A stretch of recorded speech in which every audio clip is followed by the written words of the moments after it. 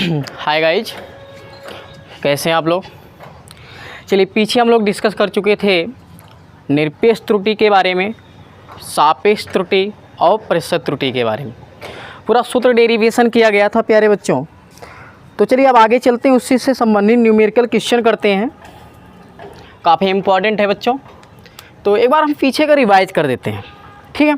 चलिए ध्यान दीजिएगा, हम लोग निरपेक्ष त्रुटि का फार्मूला पढ़े हैं क्या? निरपेक्ष त्रुटि का फार्मूला पढ़े थे। निरपेक्ष त्रुटि को किससे प्रदर्शित करते थे बच्चों? डेल्टा एक्स से। याद रखना, इसका फार्मूला मिला था कि वास्तविक मान माइनस मापित मान, अर्थात डेल्टा एक्स आई बराबर फार्मूला मिला था वास्तविक मान माइनस काल्पनिक मान। क्लियर। फिर आगे माध्य निरपेक्ष त्रुटि का फार्मूला पढ़े थे हम लोग। माध्य निरपेक्ष त्रुटि,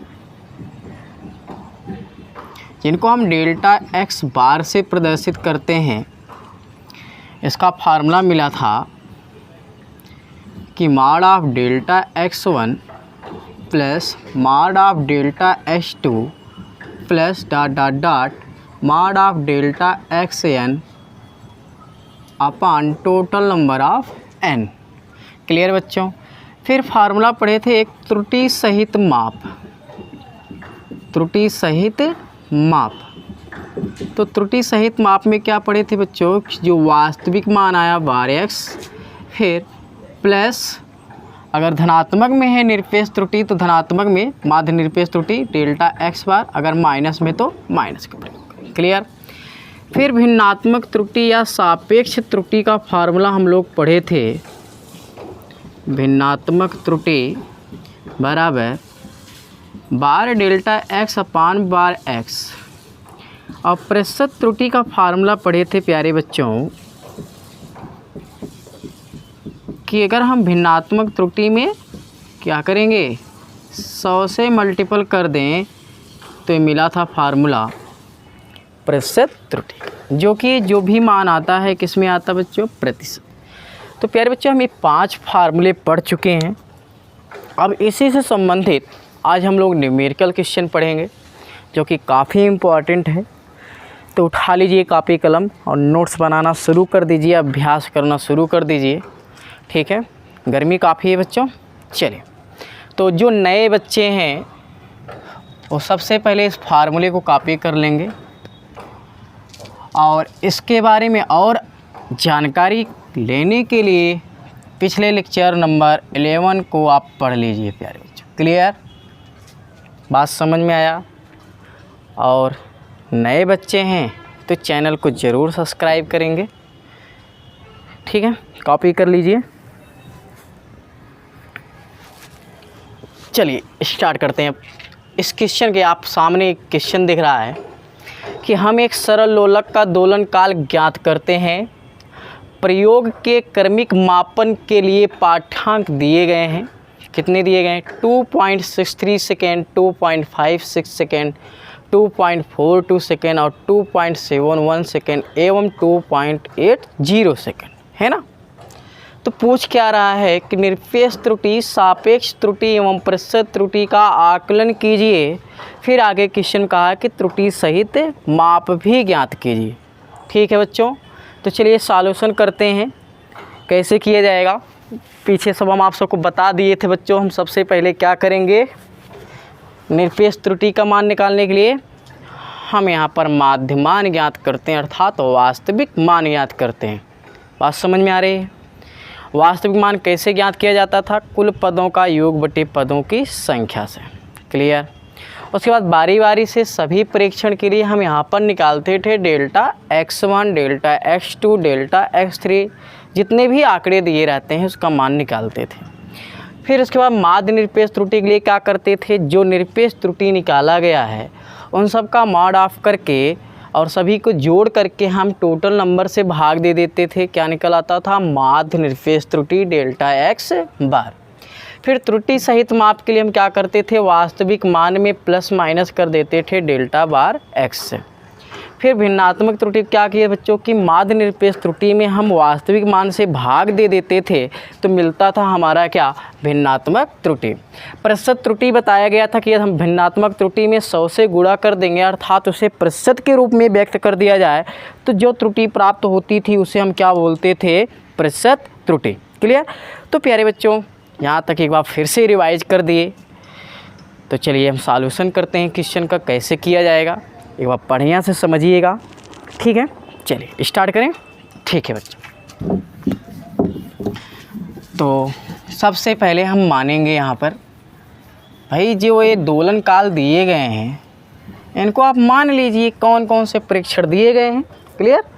तो प्यारे बच्चों हम मानते हैं सॉल्यूशन में कि माना x1 बराबर 2.63 सेकेंड, x2 बराबर 2.56 सेकेंड और x3 बराबर 2.42 सेकेंड, x4 बराबर 2.71 सेकेंड और x5 बराबर दिया है 2.80 सेकेंड। क्लियर। हम सूत्र डेरिवेशन करते समय प्रेक्षण को हम मापित मान क्या माने थे x1 x2 x3 जो माने थे बच्चों उसी के अनुसार चलेंगे। क्लियर। ठीक है, उसी पर आधारित हम यहाँ पर करें। तो चलिए अब क्या करते हैं बच्चों, हम सबसे पहले माध्यमान निकालते हैं। माध्यमान का मतलब वास्तविक मान, माध्यमान का मतलब वास्तविक मान किससे प्रदर्शित किया था बार x से। ठीक है, फार्मूला क्या था कुल पदों का योग बटे पदों की संख्या अर्थात x1 plus x2 plus x3 plus x4 plus x5 upon total number of n कितना है बच्चों 5 है। अब क्या करते हैं हम सबका मान रखेंगे बच्चों 2.63 प्लस 2.56 प्लस 2.42 प्लस 2.71 प्लस 2.80 और अपान कितना बच्चों 5। प्यारे बच्चे इनको जोड़ा गया था, सॉरी जोड़ेंगे हम तो जोड़ के रखे हैं कितना आएगा तो याद रखिएगा जोड़ने पर मिलेगा 13.12 तो 13.12 इनको जोड़ेंगे बच्चों तो 13.12 आएगा और 5 से भाग करेंगे ना तो 2.624 आएगा और जो कि समथिंग में हम क्या लिखेंगे बच्चों 2.62 इतना सेकेंड। अच्छा बच्चों हम 2 ही अंक तक क्यों लिए क्योंकि जो मापित मान है 2 ही अंक तक है, सार्थक अंक के रूप में लेंगे तो इतने लिया जाएगा। क्लियर। चलो ठीक। अब हम क्या करते हैं बच्चों वास्तविक मान मिल गया बार x की वैल्यू, इसको याद रखना बार x की वैल्यू मिल गया, आगे इसकी आवश्यकता है। अब हम क्या करेंगे बच्चों निरपेक्ष त्रुटि निकालेंगे सभी मानों के लिए। तो हम फार्मूला पढ़े थे बच्चों क्या कि डेल्टा एक्स आई बराबर बार x माइनस यक्स आई। तो हम क्या करेंगे बच्चों यहाँ पर i बराबर 1 2 3 4 व 5 रखेंगे। तो हम रखेंगे बच्चों क्योंकि टोटल कितने नंबर हैं 5 ही तो हैं, रखकर हम सबके लिए निकालेंगे x1 के लिए x2 के लिए x3 के लिए x4 x5 तो निकालेंगे बच्चों। तो हम सबसे पहले डेल्टा x1 निकालेंगे तो क्या आएगा बार x माइनस x1। क्लियर। चलो मान रखते हैं बच्चों तो बार x का मान कितना है 2.62 माइनस बार x1 की वैल्यू कितना है 2.63। प्यारे बच्चे इनको घटाएंगे ना -0.01 सेकेंड आएगा। क्लियर।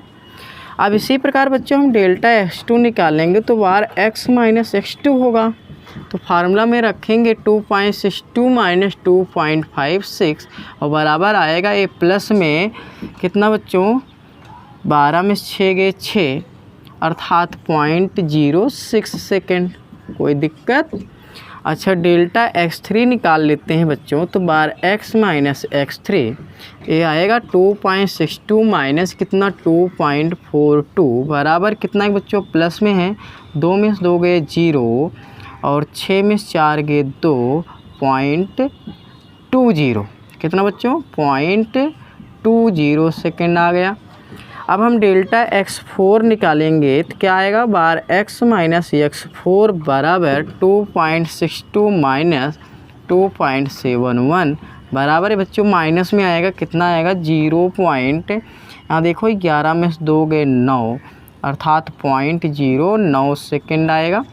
अच्छा, अब डेल्टा x5 निकालें बच्चों तो क्या बनेगा, बार x माइनस x5 कितना आएगा 2.62 माइनस x5 की वैल्यू कितना 2.80, ये भी माइनस में आएगा कितना बच्चों, तो आ जाएगा ये 10 में से 2 गए 8 है, ठीक। उसके बाद यहाँ 7 में 6 गए 1 अर्थात 0.18 सेकेंड आएगा कि नहीं आएगा, क्लियर। तो इसलिए यहाँ पर निरपेक्ष त्रुटि निकल गया। ये सब क्या है बच्चों, निरपेक्ष त्रुटि, ठीक है ना, सबका मान आ गया निरपेक्ष त्रुटि, ठीक है बच्चों, कोई प्रॉब्लम, निरपेक्ष त्रुटि आ गया सबका, समझ में आई बात।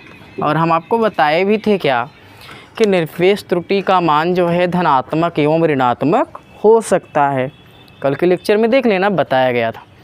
तो बच्चों है, देखो इसमें ऋणात्मक में, धनात्मक में भी धनात्मक, ये ऋणात्मक और ये ऋणात्मक, कोई प्रॉब्लम यहाँ तक कुछ नहीं है बच्चों, फार्मूला में रखो, कैलकुलेशन है बस, इसमें एक सवाल आपको बताएंगे एकदम बढ़िया से समझ जाओगे, ठीक है। बाकी आप लोग अभ्यास करिएगा, किताब होगा सबके पास, अभ्यास करिए, पक्का है, हमारा विश्वास है आप लोग ज़रूर सॉल्व करेंगे, ठीक है। तो ठीक है बच्चों, इतना कॉपी कर लीजिए, फिर आगे चलते हैं हम, जल्दी से कॉपी करिए।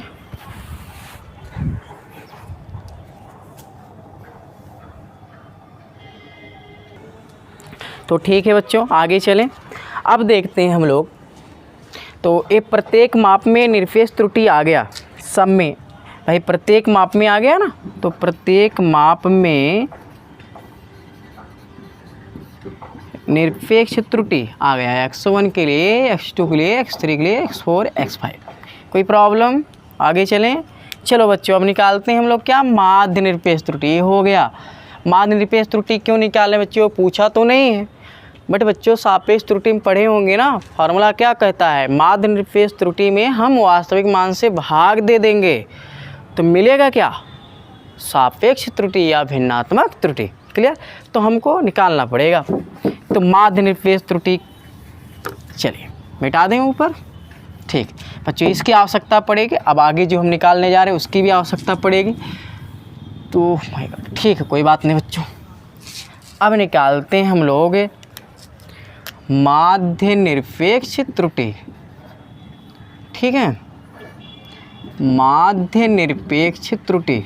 तो प्यारे बच्चों, फार्मूला क्या पढ़े थे, माध्य निरपेक्ष त्रुटि को किससे प्रदर्शित किया गया, डेल्टा x के ऊपर बार लगाकर। फार्मूला क्या था, delta mod of delta x1 plus mod of delta x2, फिर मॉड ऑफ डेल्टा x3, फिर मॉड ऑफ डेल्टा x4, फिर मॉड ऑफ डेल्टा x5, या आगे और भी नंबर है हम जोड़ देंगे, और अपान टोटल नंबर ऑफ n।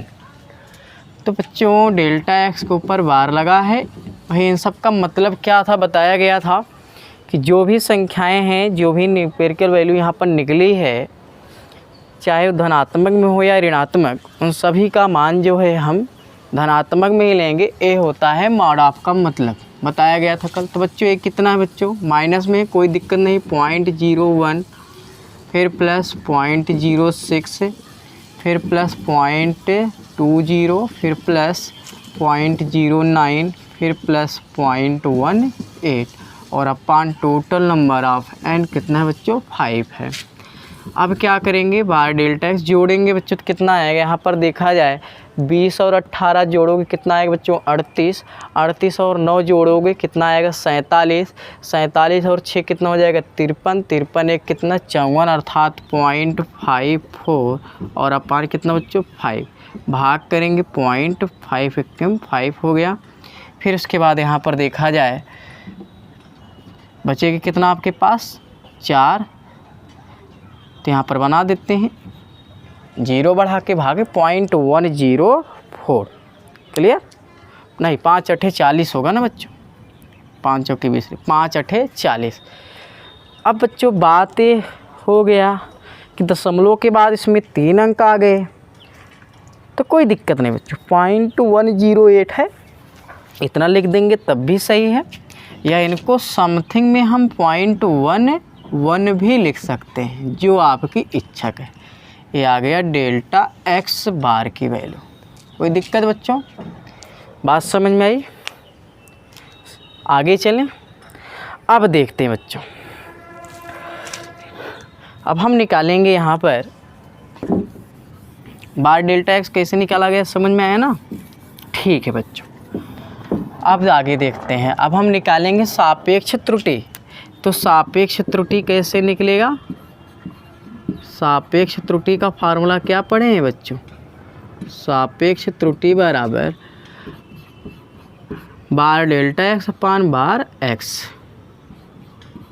ठीक है बच्चों, भाग देंगे मान रखकर, कितना है 0.11 अपान बार एक्स की वैल्यू कितना आया था बच्चों? 2.62, यही तो आया था ना शायद, चेक कर लेना।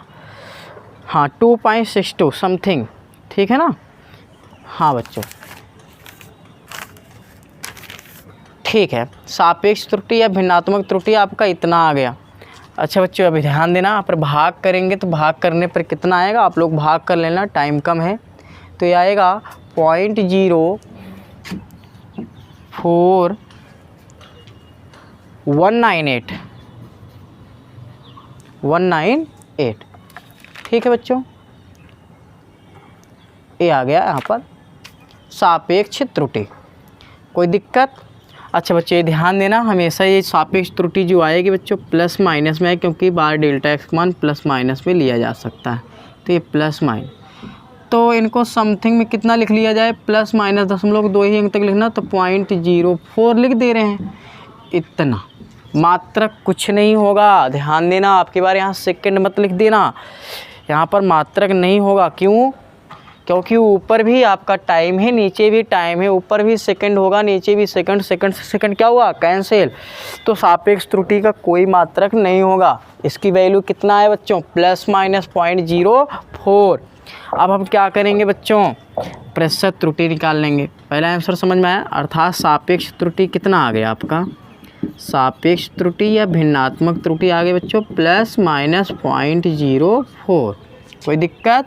ये हो गया ए वाला आंसर। निरपेक्ष त्रुटि हो गया। अब प्रतिशत त्रुटि निकालना है, तो प्रतिशत त्रुटि के लिए हम क्या बताए थे बच्चों कि सापेक्ष त्रुटि में हम 100 से गुणा कर देते हैं, ठीक है ना?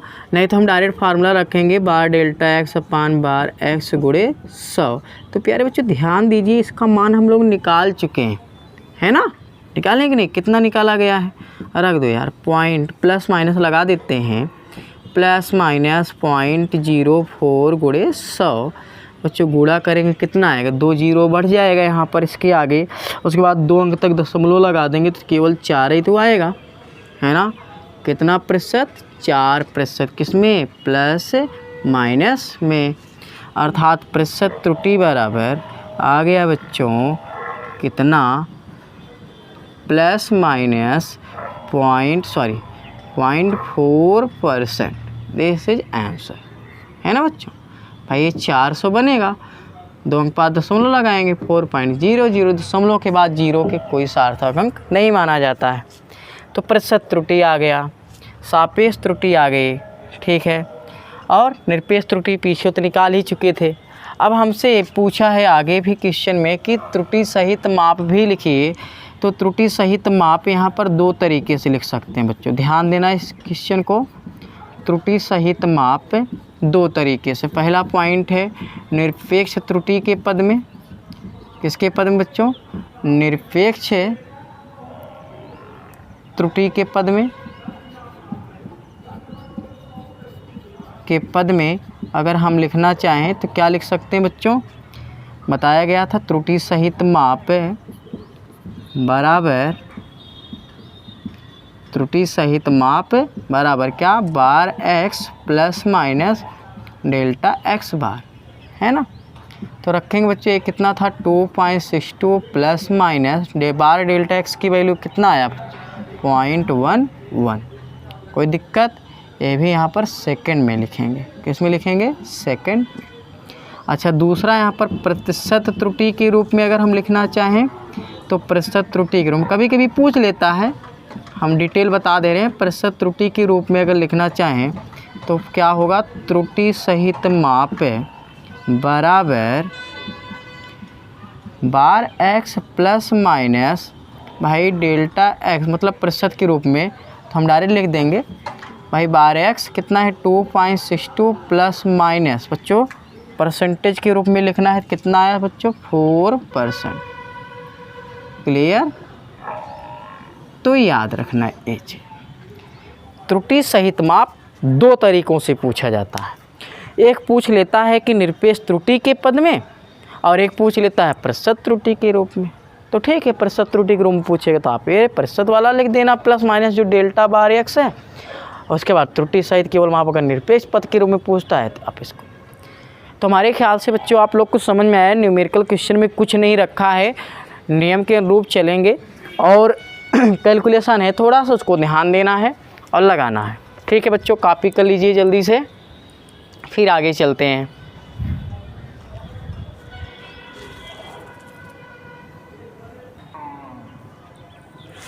तो ठीक है बच्चों, अब आगे चलते हैं, एक क्वेश्चन और देख लिया जाए, एकदम क्लियर हो जाए क्वेश्चन। ठीक है, क्वेश्चन लिखेंगे आप लोग, हम बोल रहे हैं क्वेश्चन लिखिए।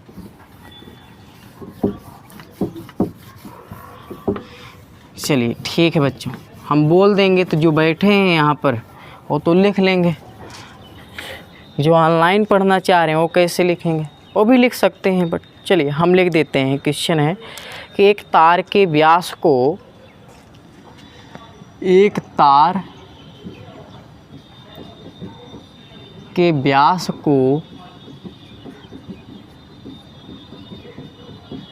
स्क्रू गेज से नापने पर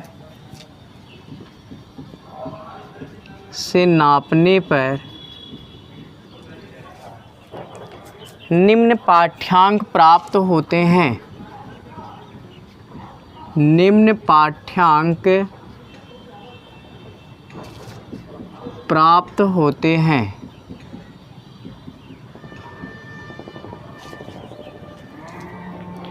क्या क्या है भैया प्राप्त होते हैं, कौन कौन हैं? लिख लिया जाए। 1.328, 1.328 कामा 1.330 फिर कामा 1.325,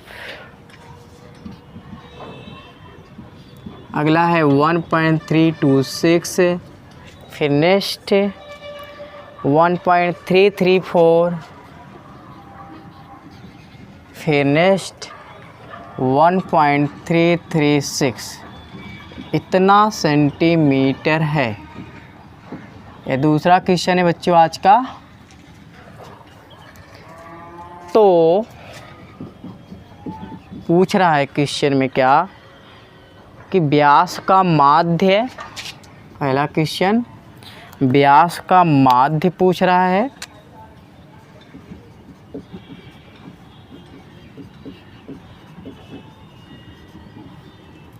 दूसरा पूछ रहा है बच्चों माध्य परम त्रुटि, माध्य परम त्रुटि, और तीसरा पूछ रहा है आपेक्षिक त्रुटि,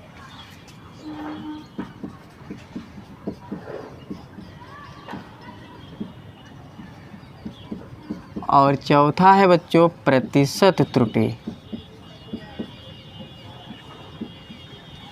ठीक है, ठीक है बच्चों, तो इतना ज्ञात करना है। कैलकुलेशन है ज़्यादा, ठीक है कोई बात नहीं, प्रयास करिए, लगाइए, सरल है। क्या रखा है बच्चों बताइए, कुछ रखा है क्या?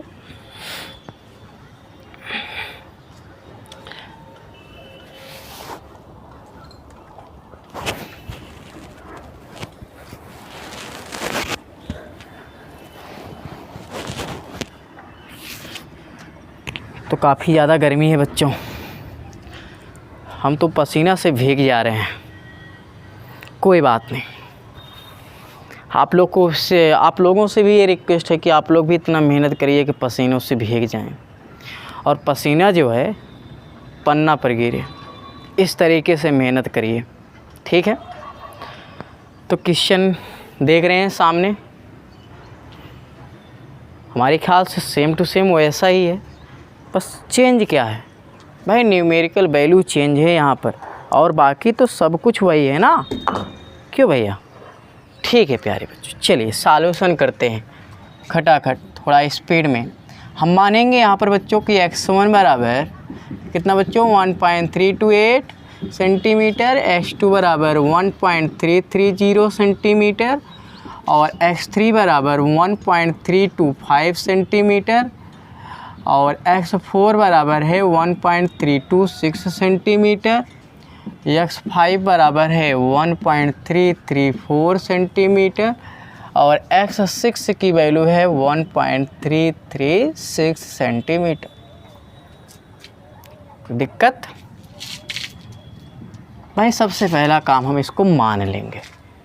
मान लिए बच्चों कि x1 बराबर इतना, x2 बराबर इतना, है ना, समझ में आई बात। चलें आगे। तो क्या पूछ रहा है, व्यास का माध्य पूछ रहा है, निरपेक्ष त्रुटि तो पूछ नहीं रहा है, ठीक है, माध्य निकालना है। तो भैया व्यास का माध्य पहला क्वेश्चन जो पूछ रहा है, हम कैसे निकालेंगे। माध्य का मतलब माध्यमान है ना, माध्य का मतलब माध्यमान मतलब बार x, फार्मूला क्या, टोटल नंबर को हम जोड़ देंगे और फिर टोटल नंबर ऑफ n से भाग दे देंगे। n कितना है बच्चों, यहाँ पर 6 है ना, कोई दिक्कत प्यारे बच्चों। रखेंगे मान हम यहाँ पर 1.328 to 1.330 है ना, फिर 1.325, 1.326, 1.334, फिर 1.3 वो x5 हो गया, x6 कितना 1.336, 3 3 3 6।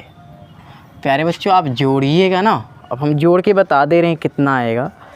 जोड़ने पर बच्चों आएगा ये 7.979 अपॉन 6 और भाग दे देंगे बच्चों तो आएगा 1.3298 जो कि समथिंग में लिखेंगे यहाँ पर 1.330 लिख सकते हैं कि नहीं लिख सकते हैं। कक्षा 9 में सार्थक अंक पढ़े होंगे, उसी पर आधारित, तो कोई दिक्कत नहीं, भी आगे हम पढ़ा देंगे सार्थक अंक, डोंट वरी। इतना क्या बच्चों, सेंटीमीटर आ गया, एक आंसर आपका आ गया इतना। अब पूछ रहा माध्य परम त्रुटि, बड़ी प्रॉब्लम है यार। माध्य परम त्रुटि के लिए हमको तो निरपेक्ष त्रुटि तो चाहिए ही बच्चों, है ना, सभी मानों के लिए निरपेक्ष त्रुटि चाहिए ही। तो कोई दिक्कत नहीं बच्चों, निकालते हैं सबसे पहले हम। तो हम सबसे पहले निकालते हैं बच्चों डेल्टा x1 के वैल्यू। भाई दूसरे के लिए हम निकालने जा रहे हैं, डेल्टा x1 निकालेंगे। फार्मूला क्या पढ़े हैं, डेल्टा एक्स आई बराबर बार x माइनस एक्स आई, ये फार्मूला है, इसी से निकालेंगे हम। क्या करेंगे, पहले डेल्टा x1 निकालेंगे। भाई आई के स्थान में कितना लिखना है, 1 2 डॉट डॉट डॉट 6 इतना रखना है, रख दिया जाए ना, ठीक है। 1 से लेकर 6 तक रखो, क्या बार x माइनस एक्स आई। तो डेल्टा x1 बार x की वैल्यू कितना है 1.330 माइनस एक्स आई कितना है 1.328।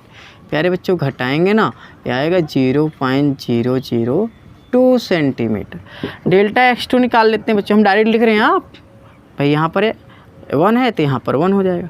अब हम बार 1.330 माइनस x2 की वैल्यू कितना 1.330 बच्चों कितना आएगा 0 सेंटीमीटर। डेल्टा x3 निकाल लेते हैं बच्चों 1.330 माइनस 1.325 प्यारे बच्चों घटाएंगे 0.005 सेंटीमीटर। कोई दिक्कत। डेल्टा x4 निकालेंगे 1.330 माइनस 1.326 कितना है बच्चों 0.004 सेंटीमीटर। डेल्टा x5 निकालेंगे बच्चों कितना है 1.330 माइनस 1.334 यार बच्चों ये माइनस में आए क्योंकि क्या छोटे में से बड़े घटा रहे हैं। कितना आएगा बच्चों इसको इसमें घटाएंगे तो 0.004 सेंटीमीटर इतने तो आएगा ना। घटा कर चेक कर लीजिए 1.330 माइनस 1.336 नहीं 6 आएगा बच्चों। यहाँ पर कितना आएगा 6 और यहाँ पर आएगा माइनस 0.004 सेंटीमीटर। कोई दिक्कत समझ में आई बच्चों।